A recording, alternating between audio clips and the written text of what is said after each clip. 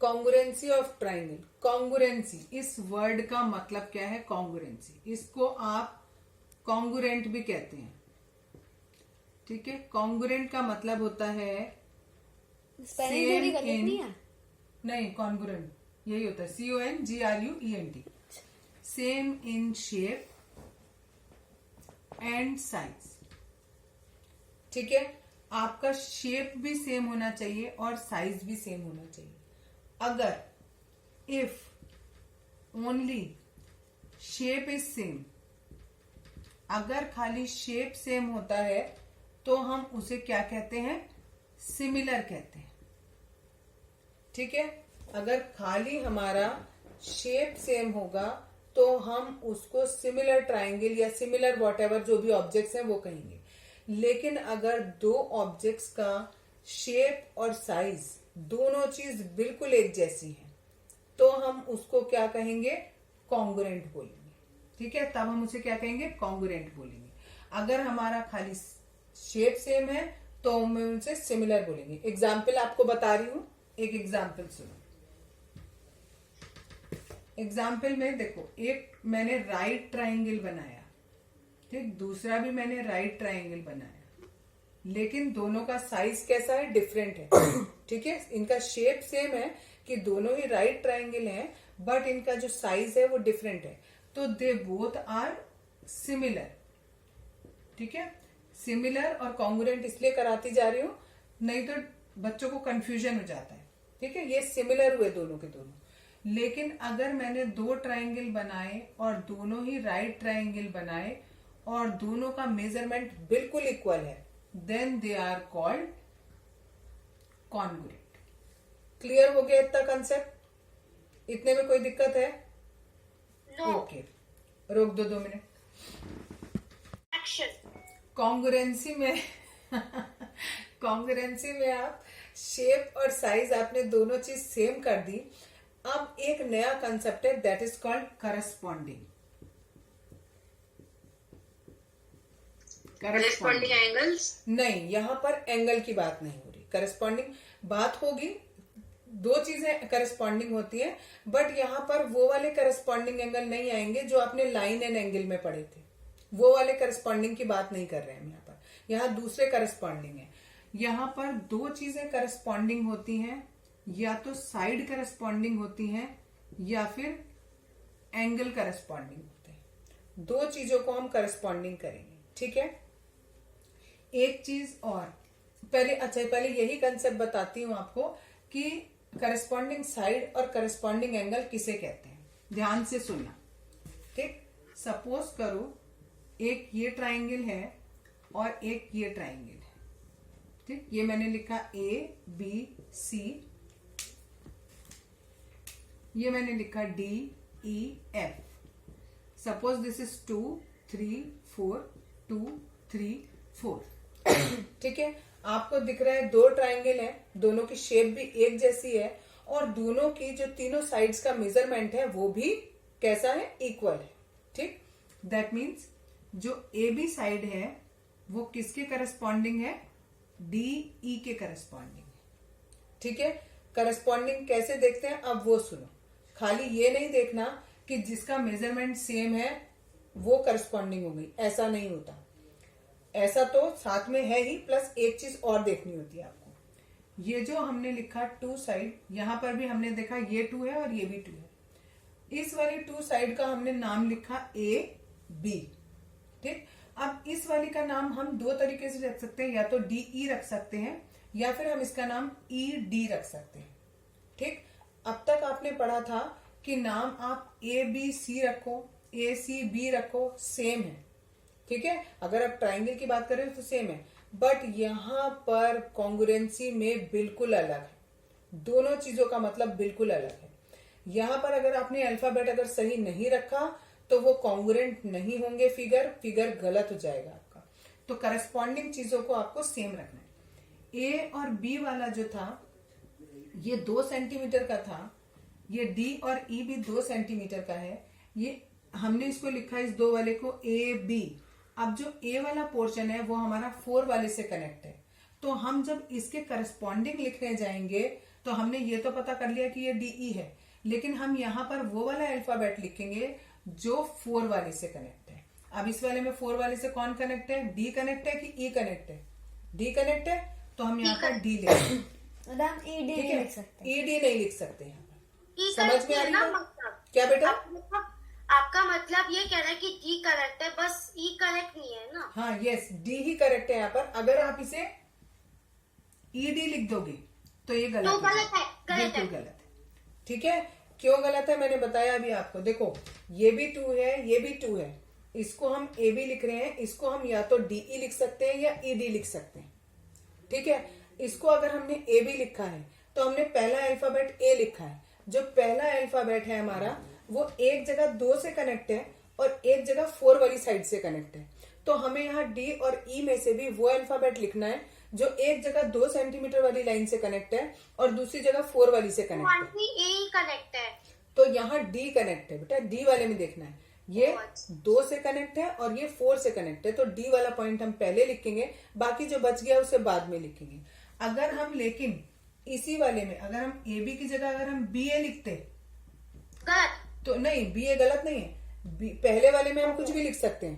पहले वाले में हमने BA लिखा, तो अब हम इस वाले में भी हम ED लिखेंगे। अब इस वाले में अगर हमने DE लिख दिया तो वो गलत हो जाएगा। ठीक है, अब वीडियो रोको 2 मिनट। ये हमने एक साइड तो देख ली, अब मैं दूसरी साइड की बात कर रही हूँ, BC। अब BC है 3 सेंटीमीटर। सबसे पहले हमें इस चीज ये चेक करनी होती है कि कौन किसके इक्वल है। ये BC है और ये EF है। अब BC को हम या तो EF के इक्वल लिख सकते हैं या FE के इक्वल लिख सकते हैं। अब जो मेरा B वाला पॉइंट है वो एक जगह 2 सेंटीमीटर से कनेक्ट है और एक जगह 3 सेंटीमीटर से कनेक्ट है। तो E और F में से भी मुझे वो ही पॉइंट लिखना पड़ेगा पहले जो एक जगह 2 सेंटीमीटर से कनेक्ट हो और एक जगह 3 सेंटीमीटर से कनेक्ट हो। ये E वाला पॉइंट 2 और 3 से कनेक्ट है, F वाला 3 और 4 से कनेक्ट है। तो मुझे कौन सा चाहिए? जो 2 और 3 से कनेक्ट हो। तो B की जगह मैं क्या लिखूंगी? E लिखूंगी। ठीक है, तो C के लिए हमें देखने की जरूरत नहीं है, बिकॉज हमारे 2 ही पॉइंट है। हमें पता है पूरी BC EF के इक्वल है। हमने B को चेक कर लिया, अब दूसरा पॉइंट हमारा F आ गया। रोक दो। AC side. अब आंटी AC प्लीज के ऊपर नीचे कीजिए, नीचे क्या चीज बेटा? कैमरा को नीचे कीजिए। ओके, अगर ओके। आप नीचे लिखिए। ओके ओके ओके, ठीक है। अगर मैंने साइड ली AC, AC के इक्वल कौन है? DF। ठीक है, AC में से अगर मैं A वाला पॉइंट पहले लिख रही हूं तो A वाला पॉइंट एक जगह 4 से कनेक्ट है और एक जगह 2 से कनेक्ट है। तो मुझे DF में से भी ऐसा ही पॉइंट लिखना पड़ेगा जो एक जगह 4 से कनेक्ट हो और एक जगह 2 से कनेक्ट हो। बताओ कौन सा पॉइंट है D और F में से? कौन बताएगा? D।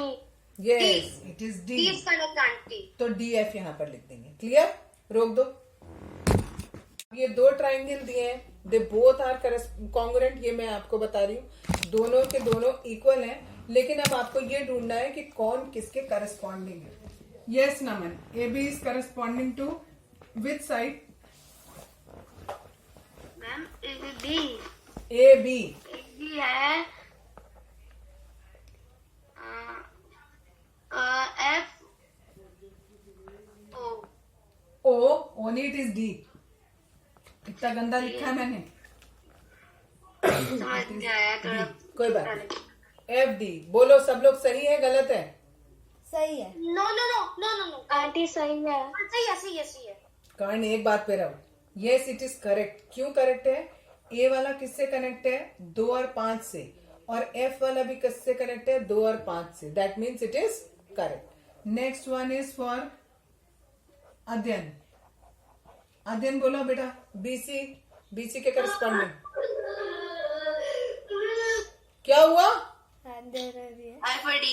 अच्छा, अभी तक वो रोई नहीं, मुझे लगा नमन के यहाँ से आवाज आ रही। FD तो AB था। आंटी AB के FD। AB थोड़ी BC पूछ रही हूँ तुझसे। अच्छा, तुझे सुनाई नहीं दे रहा होगा, आधी इतनी जोर से रो रही है। FE। बोलो बच्चों, सही है गलत है? गलत है, गलत है। EF है। Yes, it is EF। एक बात और सुन लो यहीं पर ध्यान से। जब आप एक बार बोल चुके कि ए जो है वो एफ के करस्पॉन्डिंग है, तो फिर बी जो है वो एफ के करस्पॉन्डिंग हो ही नहीं सकता। मम्मी ये भी गलत नहीं है, डी ई एक नहीं मिनट। होना चाहिए। बी सी है ना? यस यस, ये भी गलत है।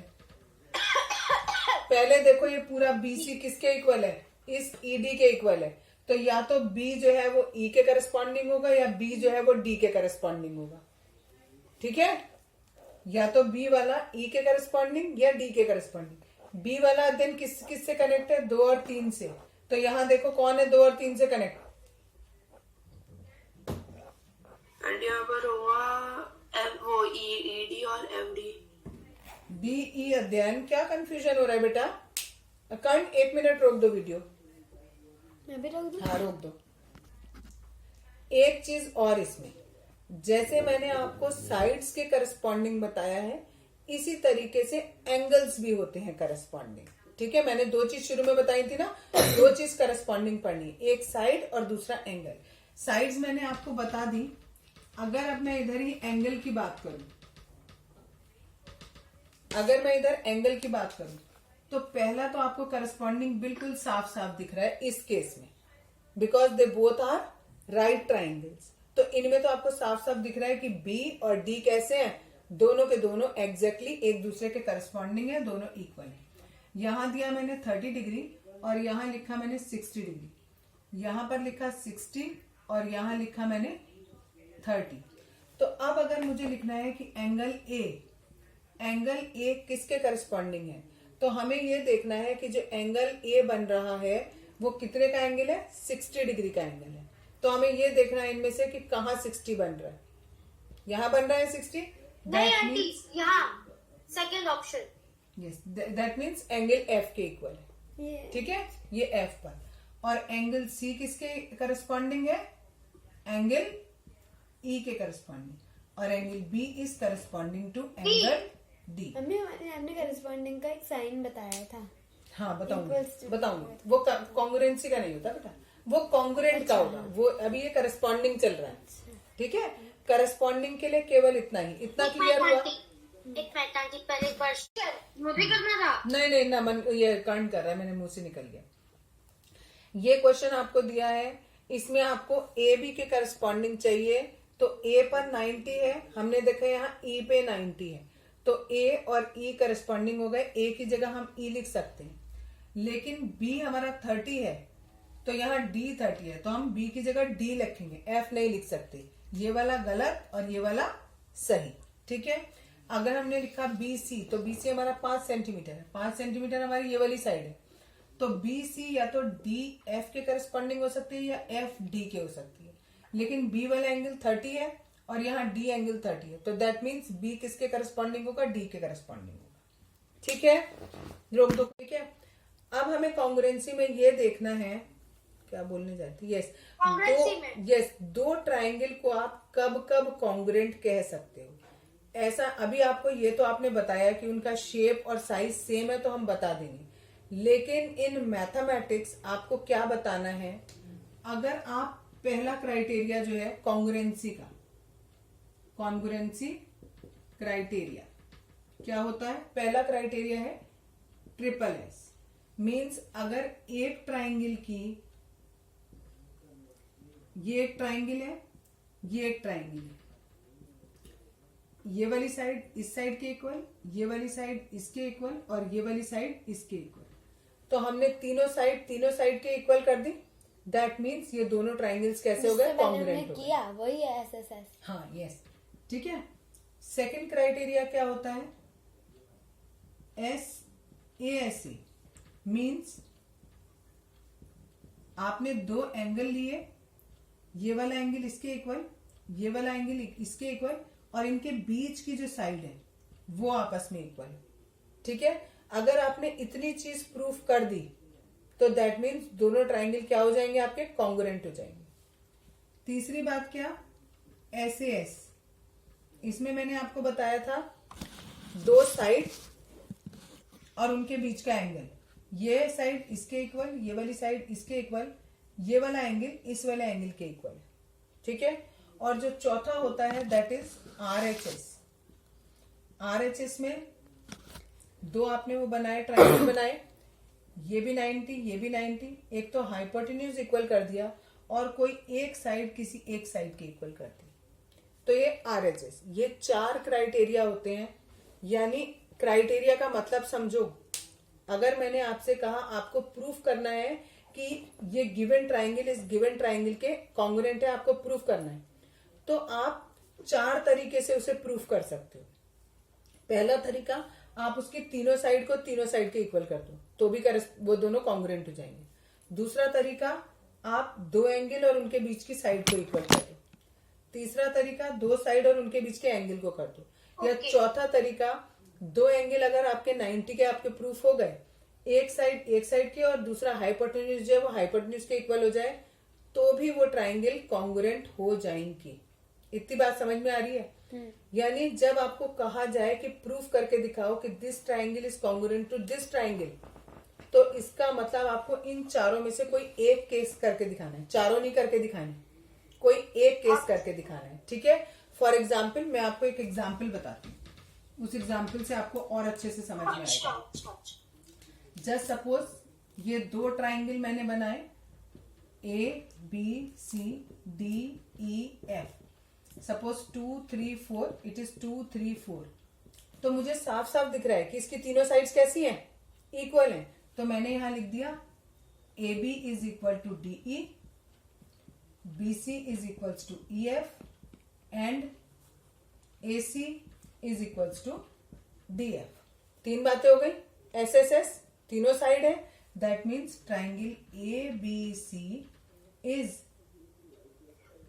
ये ट्रिपल साइन में बताती हूँ अभी किसके लिए होता है, इस ट्राइंगल DEF बाय SSS। यानी ये ट्रिपल साइन जो लगाते हैं, या तो इसको ट्रिपल साइन लगाते हैं या ऐसे 2 इक्वल का साइन लगा के लेटा हुआ S बना दो इसके ऊपर। उल्टा नहीं बनता ये ऐसे। अरे कैसे ही बना सकते, ये वाला साइन कॉन्ग्रुएंसी का साइन होता है। ठीक है? कॉन्ग्रुएंसी का, कॉन्ग्रुएंसी का साइन होता है। मींस ये ट्राइंगल इस ट्राइंगल के कॉन्ग्रुएंट है, ये वाला साइन लगाओ या ये साइन लगाओ, दोनों एक ही बात है। ठीक है? और आपको यहाँ पर क्राइटेरिया लिखना पड़ेगा कि आपने किस क्राइटेरिया से इन दोनों ट्राइंगल को कॉन्ग्रुएंट कहा है। SSS से, ट्रिपल S से आपने इन दोनों को कॉन्ग्रुएंट कहा है। क्लियर? इतना समझ आया सबको? रोक दो कर्ण।